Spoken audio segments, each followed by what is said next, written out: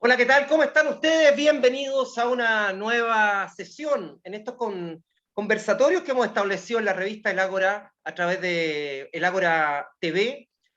Conversatorios que tienen que ver con la realidad chilena, con políticos, con deportistas. Ahora, en el caso de un artista, de un pintor nacional que está en España en este momento.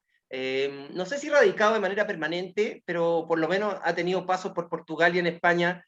Un artista chileno que no es solamente pintor, sino que yo lo definiría como artista audiovisual o artista visual, egresado de la Universidad de Chile, tiene un magíster precisamente en arte.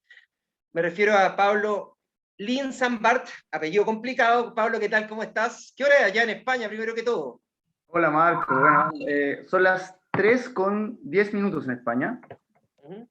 Y como tú decías, ya, bueno, establecido, más que radicado, pero sí un tiempo ya, casi 5 meses, entre Portugal y España, pero yo ya, bueno, aquí ya me arrendé un piso acá en Madrid, me estoy quedando, y porque en realidad los proyectos acá funcionan mucho más rápido que en Chile, así que tengo ganas de quedarme un tiempo más.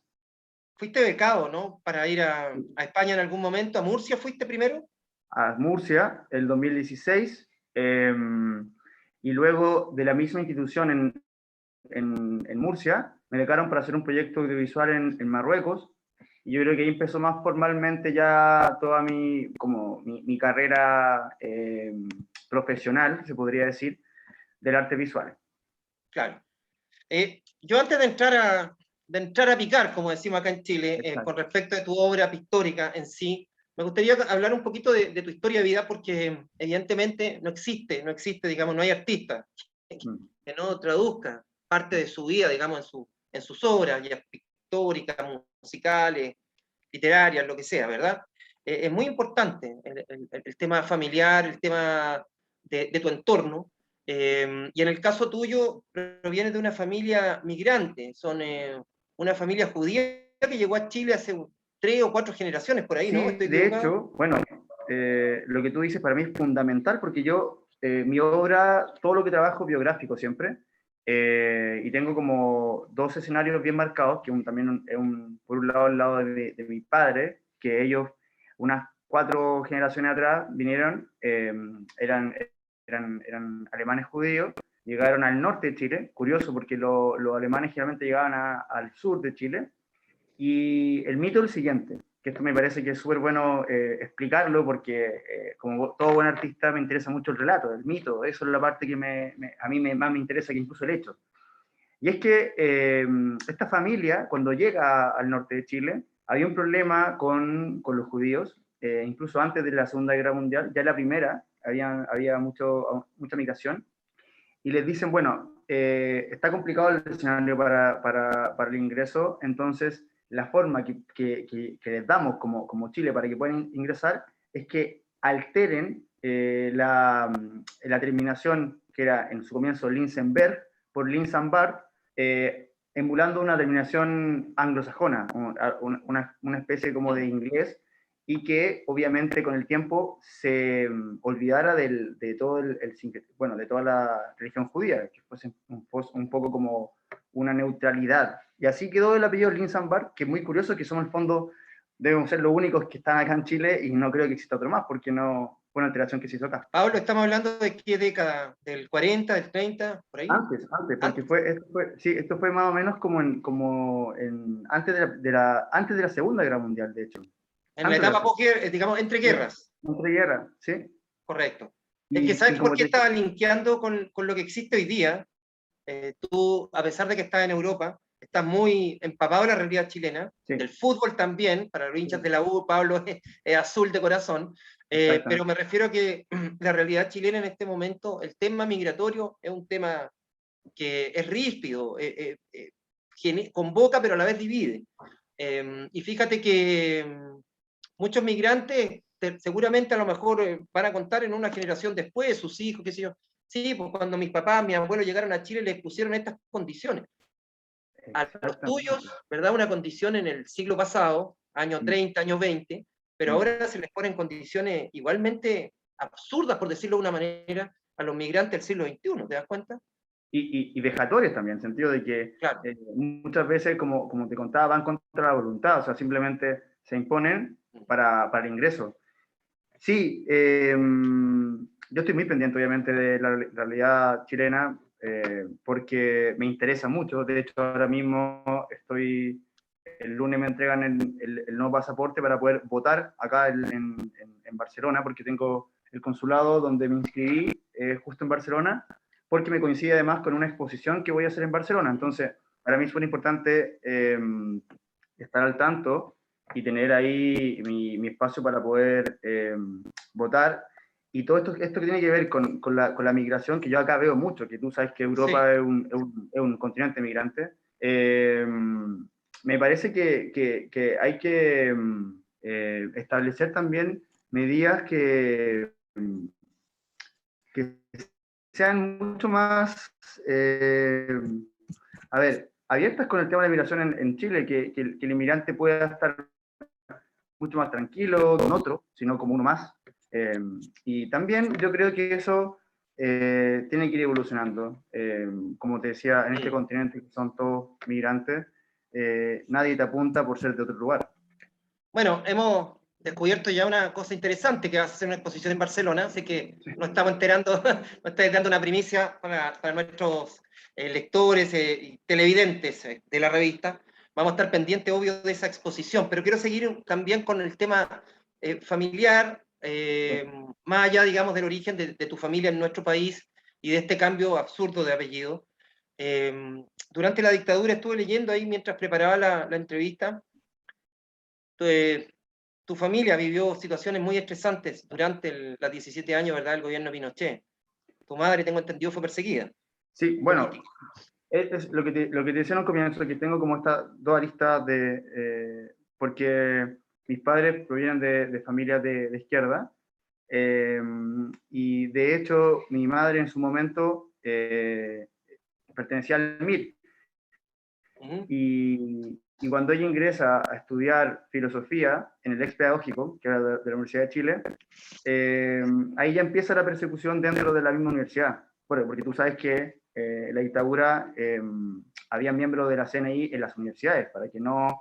Absolutamente. Claro, entonces, ya venía el hostigamiento y por un hecho particular, mi mamá tiene que clandestinizarse por un tiempo, porque está siendo perseguida, y eso también repercute en mi trabajo. ¿En qué sentido? Que yo un día, esto te lo digo a modo lo descubro como una anécdota, pero que luego lo voy trabajando, lo investigo y ya se hace parte de mi obra. Yo conversando con mi abuela, le pregunto por qué en los álbumes familiares que teníamos siempre, que revisábamos, mi madre no aparecía en muchos. Me llamó la atención. Y bueno, y me dice, bueno, tú ya estás grande, te vamos a contar. Y bueno, llega mi mamá, mi abuelo estaba vivo en ese entonces, y me cuentan todo este hecho, que mi padre también sabía y qué sé yo, y como era más pequeño, antes no me contaban mucho esto. Y lo que hacía mi abuela en el fondo era intentar celebrar, por ejemplo, el cumpleaños, navidades, fiestas, qué sé yo, sin que estuviese mi mamá, pero la incorporaban de algún modo en estas celebraciones, como de forma simbólica. Y yo todo eso lo tomé como un archivo, y de hecho es la traducción que yo hago a mis pinturas, como trato de incorporar de algún modo, o de inscribir, se podría decir, la presencia de mi madre en la ausencia. Y además, en ese sentido, por el otro lado, mi padre, que también él fue prisionero también político por un tiempo, él tiene un tío, René Linsenberg, que fue detenido desaparecido, y él está en los informes incluso si uno va al Museo de la Memoria, está la documentación que el año 73, 2 meses después del golpe, se hace, bueno, tú conoces lo que pasó en el norte, y a él lo detiene y nunca más apareció. Entonces hay una historia también política muy importante detrás. Pablo, yo, bueno, creo que me acabas de explicar, sin preguntártelo, unas de tus declaraciones de principio, que están ahí precisamente dentro de tu biografía, ¿no? En una biografía que uno puede leer por internet. Es el arte aplicado a la vida política cotidiana. Esa es un poco una de tus declaraciones de principio, y me queda claro por qué. O sea, evidentemente, una familia marcada por una persecución política, y eso evidentemente se tiene que reflejar de una u otra manera en tu trabajo artístico, pictórico. Fíjate que yo me estaba acordando de, no sé, tú conoces la historia de Archile Gorky, que es un pintor armenio, ¿verdad? Que es un pintor que llega a Estados Sí, Unidos después de la muerte de su madre. Murió de inanición, la mamá, en el genocidio que hubo en contra del pueblo armenio de parte de Turquía.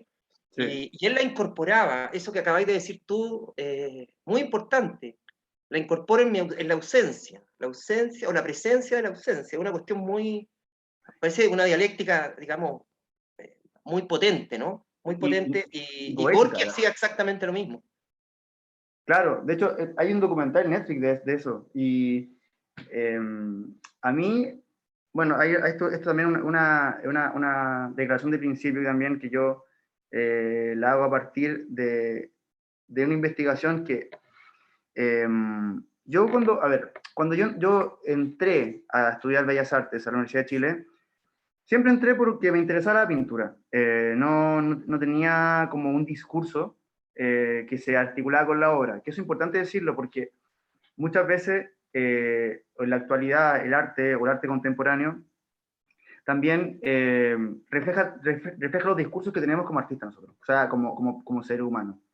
Eh, Cuando yo entro a la Universidad de Chile, me interesaba mucho la técnica pictórica, estudiar pintura, porque me gustaba, no sé, Rembrandt o artistas que eran barrocos del siglo pasado. Eh, pero lo interesante es que cuando yo ya me involucro por ejemplo, con ramos teóricos, con profesores de filosofía, de poesía, ahí es cuando yo empiezo como a generar este discurso que se articula con mi obra, que en el fondo es coherente con mi propia investigación, con mi biografía, y eso lo represento en mi pintura. No es que yo, por ejemplo, diga, a ver, voy a tomar esto es un chiste, por ejemplo, el hambre en África, y la voy a pintar porque me parece una sensibilidad absoluta. No. Yo empiezo a darme cuenta que lo genuino es lo que hace que la obra también sea propia y sea única, porque en el fondo lo que me pasó a mí, quizás a ti te remece. O sea, con mi propia historia tú puedes configurar un entendimiento propio. Entonces el espectador es que finalmente completa la obra. Interesante.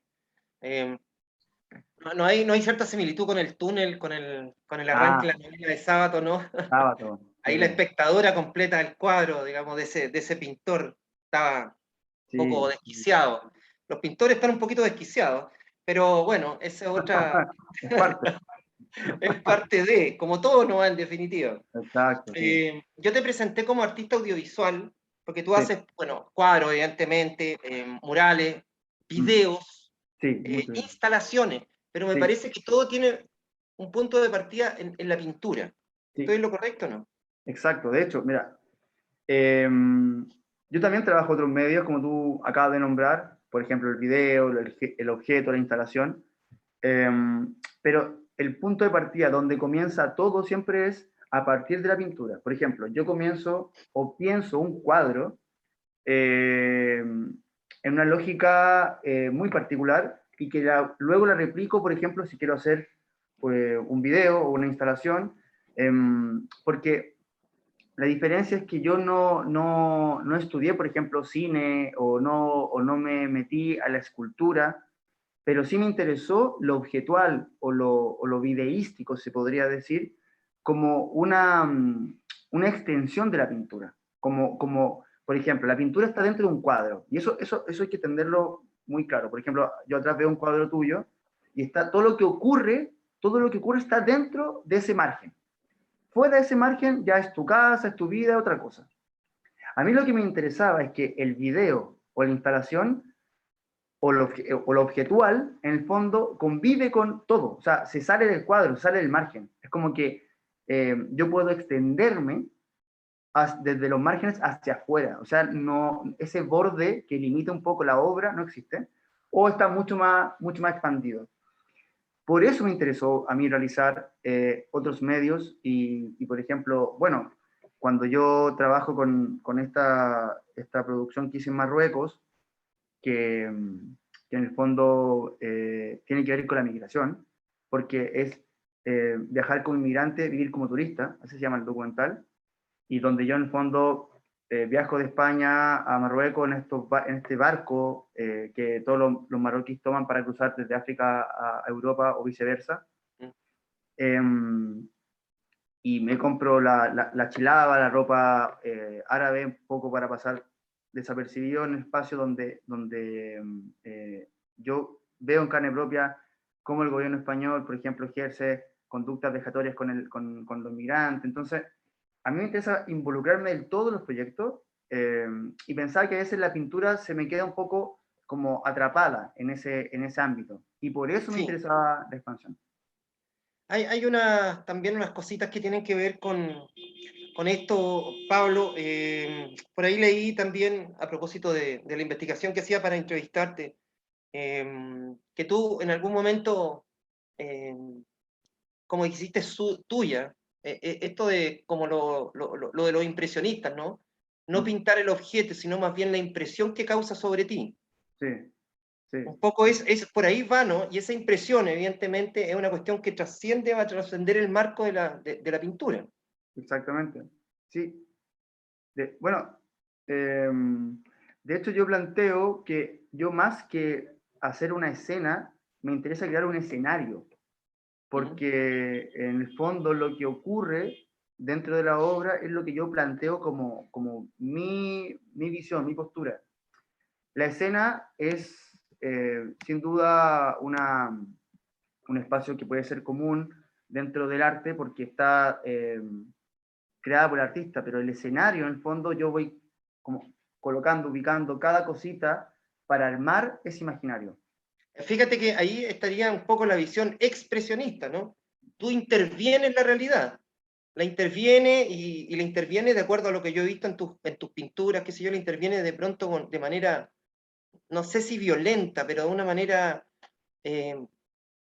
deconstructiva. Sí, sí. ¿Verdad? Hay un juego con eso también, o sea, te deja llevar por la impresión, pero también estás interactuando con la realidad a través de estas intervenciones. Bueno, de hecho, lo que tú nombras, en los últimos años también yo me inscribo un poco o me acerco mucho al neoexpresionismo, incluso como una vanguardia, para que se entienda, como un nuevo estilo, dejémoslo así, donde la realidad es intervenida, pero también hay siempre como una tensión, como un enigma, como una duda dentro del cuadro que hace que yo eh, aplique varias lecturas. Es como lo que tú me decías, que más que esa cosa violenta, entre comillas, yo le llamo como que hay una oscuridad, hay un halo de duda.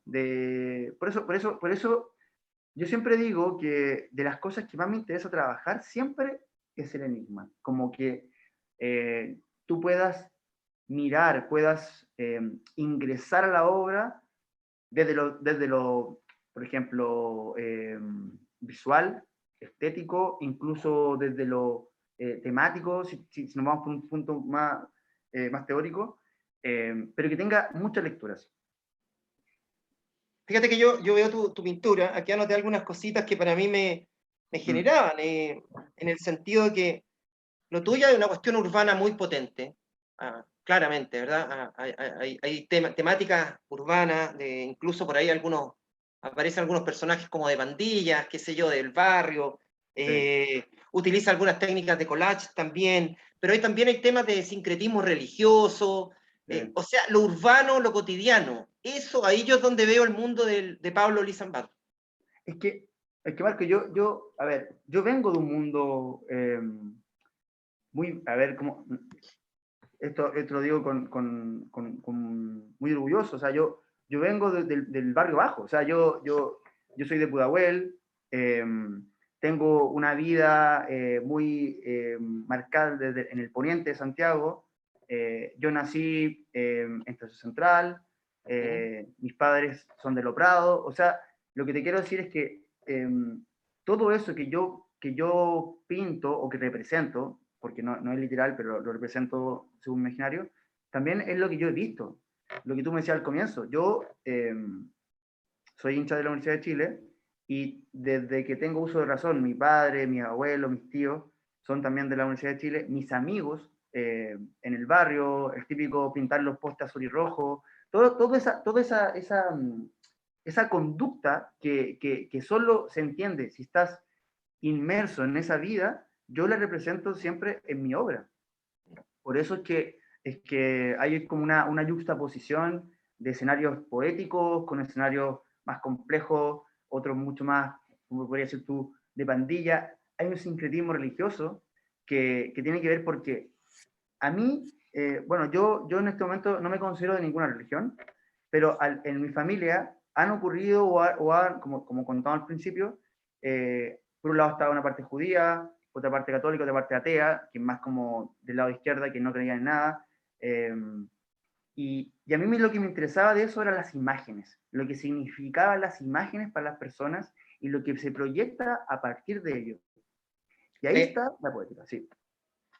No, era para consignar que estamos hablando con Pablo Linsenbart, cuesta pronunciar el apellido, pero es así. Perfecto. Este apellido judío que mutó en anglosajón, producto de la burocracia y de la xenofobia chilena. Pero bueno, para nuestras amigas y amigos de la revista El Ágora, es un pintor chileno que está radicado en España hace algún tiempo, en Europa en general, porque también tuvo paso por Portugal. Hablemos algo de la U, muy cortito, porque ya hablaste, te metiste en el tema de la U, pintar los postes azul, rojo y todo.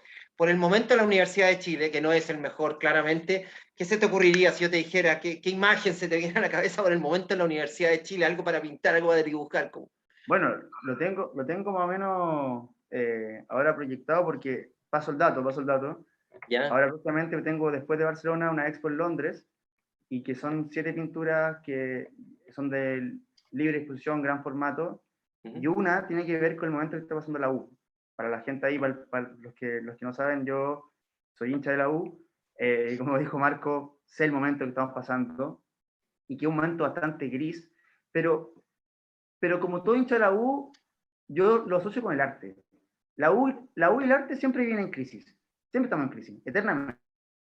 Estamos en crisis, y cuando hay ciertos triunfos, ciertos anhelos, son más que todo anhelos, es cuando uno se pone contento, uno ahí está con la esperanza, pero al final pasan 5 años y de nuevo esta situación un poco desértica. Así yo lo veo como una imagen, como un desierto que a lo lejos tú ves ese oasis. Siempre uno se quiere ir acercando, vas manejando en el auto y dices, mira, ya se ve. Pero cuando llegas, estás cerca y de nuevo se aleja. Yo creo que ese sentimiento tenemos los hinchas de la U, que estamos siempre en una sensación de que nos interesa mucho la gloria, el triunfo, porque somos finalmente hinchas de un equipo, pero no estamos acostumbrados a vivir ese éxito. Yo creo que eso nos diferencia mucho, por ejemplo, con el archirrival, que ellos al revés, están muy acostumbrados a siempre ganar, a siempre estar en los campeonatos, y cuando no lo están, se desesperan. Yo estoy bastante tranquilo, en el sentido de que sé que esto lo hemos vivido muchas veces, y tengo una imagen la que estaba contando, que tiene que ver con un desierto, que estoy ahí más o menos armando los bocetos, después te los quiero ir mostrando, tiene que ver también con el estadio, con nosotros, con la barra, en cómo lo veo. Pero la situación de Oasis para mí es muy aclaratoria. Es muy difícil, porque la U ha tenido espejismo, ha tenido fuegos fatuos por ahí, pero de pronto también ha alcanzado el Santo Grial y ha levantado Copa Sudamericana y el segundo equipo con más títulos en Chile, etcétera, etcétera. Ha tenido momentos muy potentes la Universidad de Chile. Por lo tanto, hay una mezcla ahí entre el anhelo no conseguido, ¿verdad? Y el problema es, Pablo, y esto le pasa a todos los clubes en el mundo, no existe equipo que gane siempre. O sea, tú vas a ver la crisis que tiene el Barcelona, la crisis que tiene el Manchester United, anteriormente le pasó a la Juve, qué sé yo, en todas partes se cuece nada, digámoslo. Es una situación inherente, endémica a todos los equipos de fútbol en el mundo. Incluso la Unión Española, que yo la tengo en mi inconsciente como un equipo imbatible, pero bueno, ahí nos derrotan más de lo que uno quisiera. Pablo, el fútbol o el deporte o la cotidianeidad, llamémoslo así, da origen a parte, digamos, las motivaciones de los temas que uno ve en tus cuadros, en tus pinturas. Pero además hay técnicas que a mí me perturbaron cuando observaba tu trabajo. La perspectiva, por ejemplo. Es una perspectiva muy desconcertante, ¿ah? Tus cuadros muchas veces juegan con una perspectiva distinta, como que el personaje que aparece más en primer plano, por llamarlo de una manera, es mucho más pequeño, ¿verdad?, que el tipo que viene, que está más lejos. Sí. ¿Cuál es un poco el sentido de esto de jugar con este juego, digamos, de planos? Mira, esto nace porque cuando yo era más pequeño, no tenía mucha motricidad fina, en el sentido de que no podía dibujar pequeño. Ujú. Entonces empiezo a pintar grande, de muy pequeño, empiezo a pintar grande, cuadros grandes, lienzos grandes, donde empiezo a intencionar que la escala no es lo que me interesa del todo. Ujú. Y en ese sentido ya la lógica pierde absolutamente como lo que entendemos por, bueno, por jerarquización de tamaño, de espacios, por ejemplo, y donde lo que realmente sí me interesa es que eso que tú notaste sea evidente. Es como, a ver, no es que esté mal dibujado, es que al parecer algo acá no me cuadra. Y ese como acto preparatorio es el que yo también utilizo mucho en mi figuración, porque si tú te das cuenta, si bien hay muchos paisajes, lo que más abunda son personajes. Está lleno de personajes, o sea, mi obra está plagada de lo cotidiano, como tú dices, como de la comida familiar, del cumpleaños, de la playa, del veraneo. En el fondo, todo eso yo no sé cómo catalogarlo, si es que es más importante uno que otro. Entonces digo, bueno, en este caso puede que una figura esté más adelante, técnicamente, pero tal vez lo que realmente me importa está más atrás, bueno, lo hago más grande. Y Mm. ahí veremos cómo funciona. La otra dicotomía que veo en tu pintura, aunque estoy equivocado, yo no soy experto, Pablo, ¿ah? Mm, Pero uno cuando ve un cuadro, digamos, color, dibujo, ¿verdad? Esto mm. de esta complementación que tiene que haber, para mí, en tu pintura veo el color como algo muy potente. No te digo que el dibujo, el trazo no sea importante, pero para mí el color es el que me atrapa primero, Mm, mm. como Yo, fobista tal vez, ¿no? sí, mira, por ejemplo, mi top, así como que miro siempre, que es Magritte, bueno, en realidad es Matisse, porque Magritte me interesaba mucho por el dibujo, pero cuando empiezo a meterme en Matisse, y el fobismo y todo lo que tiene que ver con el color, yo empiezo como a trabajar el color desde una temporalidad que tiene que ver con un viaje que, que yo hago cuando era muy pequeño, que mis abuelos tienen casa entre el Quisco y el Garrobo, en Canelo, y me quedé pegado con la luz esa que es como de las 6 de la tarde, media atardecer, y que todos los colores se alteran un poco. Entonces se vuelven chillones, todo se vuelve chillón, todo se vuelve como que fuese más contrastado de lo que efectivamente es. Y porque finalmente el color es luz, no hay más que eso. Si no hay luz, no hay color. Sí, Entonces yo, hay una hipótesis con respecto de eso, del descubrimiento de la luz. En el caso de Matisse, por ejemplo, que venía del norte de Francia, cuando llega Francia, a París, la gran revelación para Matisse es precisamente el color, perdón, la luz. la luz. La luz que descubre, lo mismo dicen de Van Gogh, que habría pasado un fenómeno parecido, ¿verdad? Descubriendo la luz, y a través de ello, digamos, van se introducen al color. Matisse, bueno, estamos hablando de palabras mayores, Sí, cuando uno escucha la palabra Matisse se pone de pie, perdón, el apellido Matisse se pone de pie, eh, por lo potente que fue, digamos, él y Picasso. Yo creo que en el siglo XX marcan la pintura, bueno, la primera parte para del mí lo siglo mejor, ¿eh? XX. Yo soy mi favorito. Matisse y Picasso son Sí. mi referente absoluto.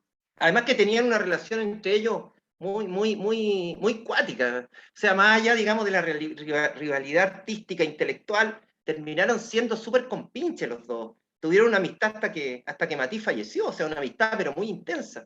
Entonces, me encanta contar esa historia porque cuando dicen que los grandes artistas son como muy ególatras, ¿verdad? Como que Mm, mentira. O sea, los tipos saben quién es bueno también y lo respetan y se van retroalimentando, por decirlo de una manera.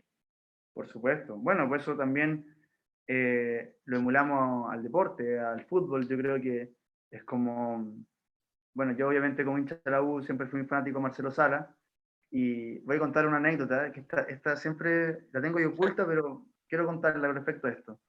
Yo tenía como 10 años, no me acuerdo, 11 años, y les pido a mis papás que me compraran de regalo Navidad, o le pido al viejito Pascuero en ese entonces, no me acuerdo, la camiseta de Marcelo Sala, de la selección chilena.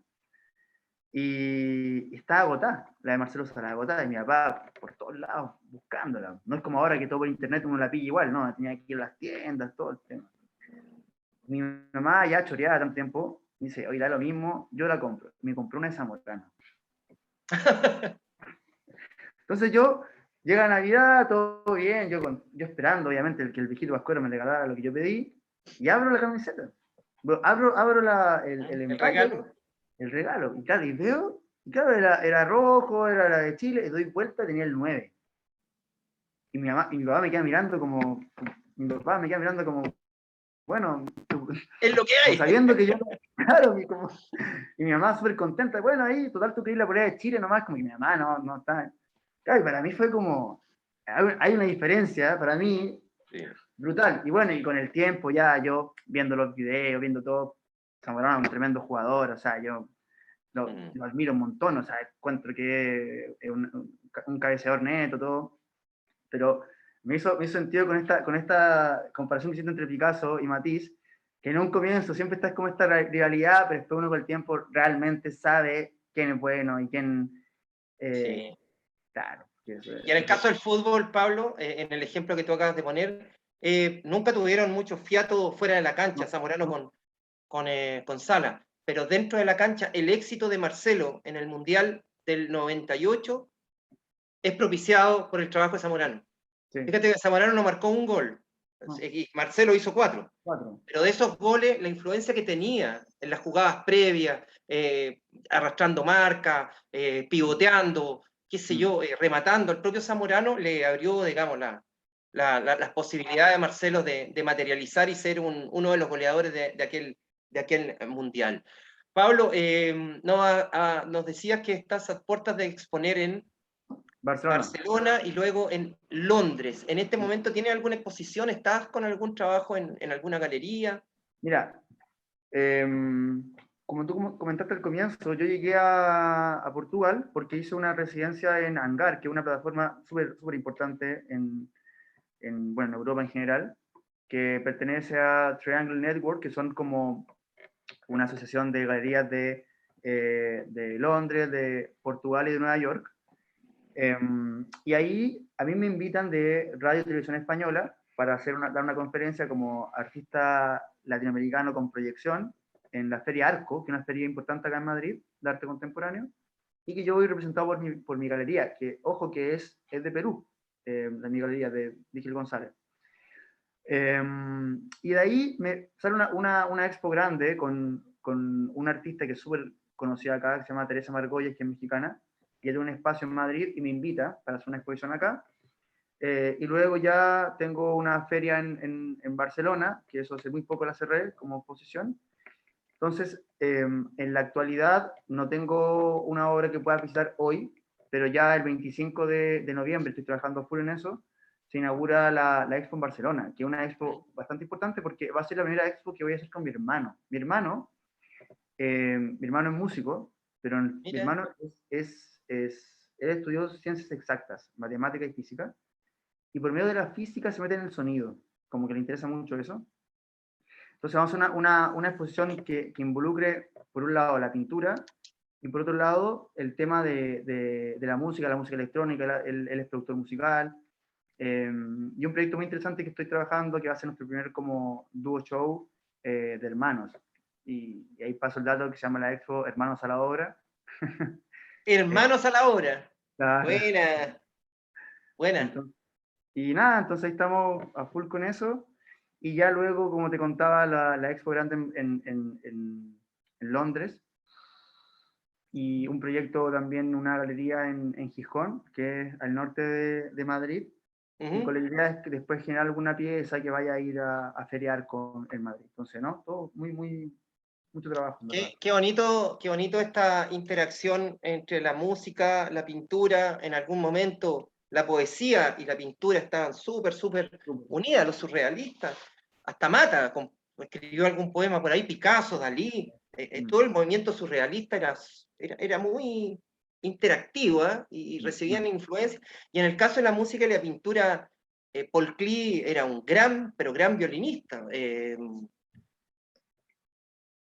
Kandinsky llegó a componer algunas pequeñas obritas sinfónicas. Por ejemplo, eran muy pegados los expresionistas alemanes con el música de Schoenberg, el dodecafonismo, ¿verdad? Y todo aquello.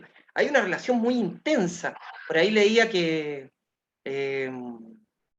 la composición de Piet Mondrian, por ejemplo, mucho tenía el ritmo del jazz. Mondrian amaba el jazz y pintaba así sobre esa base. Así es que me parece espectacular lo que tú estás diciendo de esto de mezclar artes, en definitiva, en una propuesta común, que no transiten, digamos, por carriles paralelos.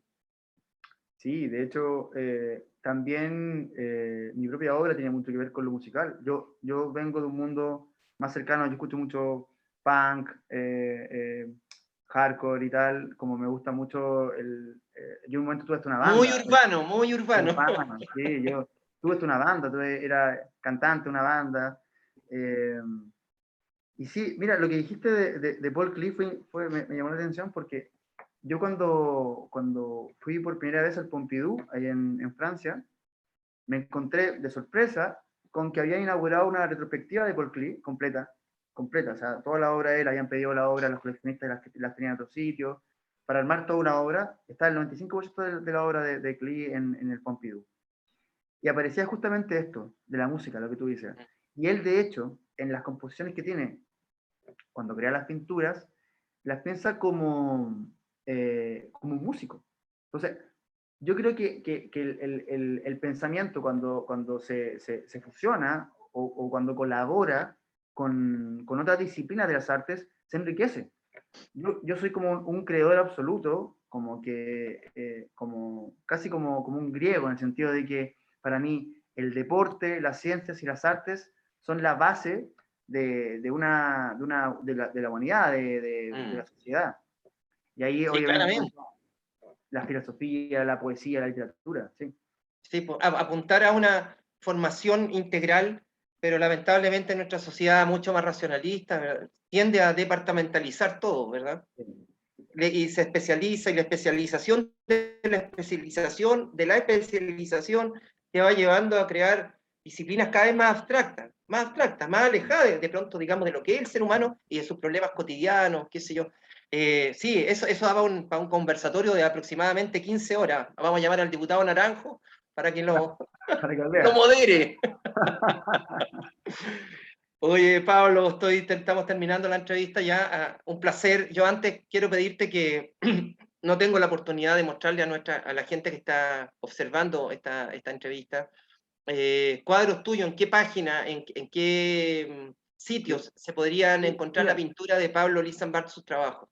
Me parece genial porque justamente, ahí para que noten, este lunes 15 de noviembre, yo lanzo mi página web, que es www.pablolinsamar.com. A las 6 de la tarde, hora chilena, se lanza mi página web. No lo había contado, se me había olvidado. Bueno, justamente, claro, porque ya la estamos trabajando hace un tiempo y ahí está recopilado exposiciones, pinturas, videos, todo. Va a estar ahí disponible. Así que atento el día lunes que se lanza esta página web, que es mi nombre, www.pablolinsamar.com. Ahí para la gente que quiera conocer tu trabajo, va a estar disponible esa plataforma digital, pablolisanbart.com es la página donde se puede apreciar toda la obra de nuestro entrevistado. Y te voy a pedir algo, no sé si es mucha patudez, Pablo, pero una vez que tengas armado el cuadro de la U, de su momento, y el desierto, y el espejismo, si lo puedes compartir en exclusiva con la gente del Ágora, sería maravilloso. Perfecto, o sea, encantado. Yo feliz, de hecho, se me hizo súper corta la conversación, yo muy contento de conversar, y además porque esa pintura que estoy preparando tiene que ver un poco en el momento tanto de la U, mi momento personal también, y la visión que tengo de que vamos a repuntar. Así que, por supuesto que lo vamos a mostrar acá. Van a llegar al espejismo, Eso, al oasis. Sí, no, sí. Como a mí, como con San Paolo y bueno, y con otros momentos más históricos que vivimos. Yo viví en carne propia eso, yo estaba en el estadio en primera fila cuando ganamos la Sudamericana y fue una cosa que yo nunca lo imaginé. Bueno, todo eso, así que ahí lo vamos a mostrar. Vale, Pablo, te quiero mandar un gran abrazo y gracias por darte este tiempo para conversar con los amigos y amigas de la revista El Ágora. Gracias, Marco. Encantado y bueno, saludo a todos y ya saben, el lunes a visitar la página Absolutamente. www.pablolinsanbarth.com. Un abrazo, Pablo, que estés bien. Chao, chao. Y a ustedes, muchas gracias por seguir este conversatorio con el artista chileno Pablo Linsanbarth y vamos a estar obviamente en los próximos días entregando otros diálogos con gente destacada en diferentes actividades, ¿verdad?, de la realidad. Un gran abrazo, amigas y amigos, y nos reencontramos en una próxima emisión de El Ágora TV. Chau, chau.